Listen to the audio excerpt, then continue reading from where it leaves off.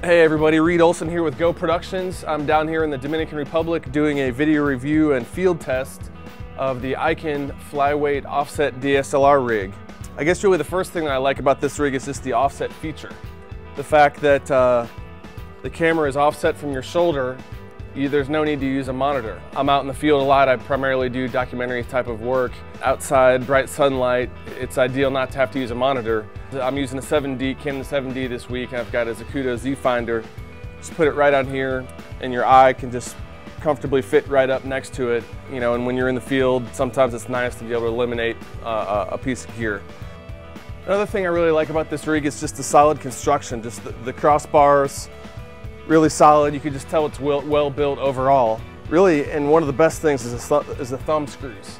I love the fact that you can take these thumb screws and you can crank them down and then you can adjust them to any position you need them to be. I've used other rigs before where you have to just crank them down and kind of wherever the thumb screws end up, that's where you're left with.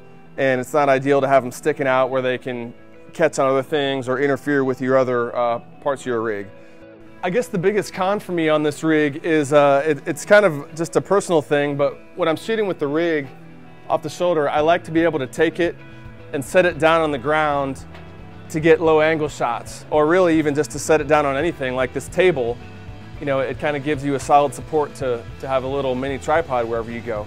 But with this rig, it's not super stable. It kind of easily tumbles over, if you will. What I would like to see is a longer crossbar in the front, and I believe you can order those. I think that's what I'll do, is I think with a longer crossbar, being able to move the hand grips out further, it would make it more stable. Also, I'd like to see something here on the shoulder pad part, maybe just like a little bracket or something, but just something to make it more stable.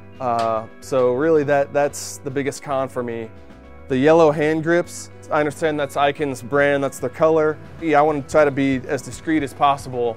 And obviously, anytime you're in somebody's face with the camera, they're going to be, you know, on edge a little bit. So I'd like to see it just solid black, that way, just a little bit more low profile. You can see I have the follow focus on here. Absolutely love the follow focus, especially for the price. The teeth grip really well to the lens, so it's easy to use. Love the follow focus. Overall, I'd really positive review. I would absolutely recommend this rig to a friend, especially for the price. So for Go Productions, Reid Olson down here in the Dominican Republic. Thanks a lot.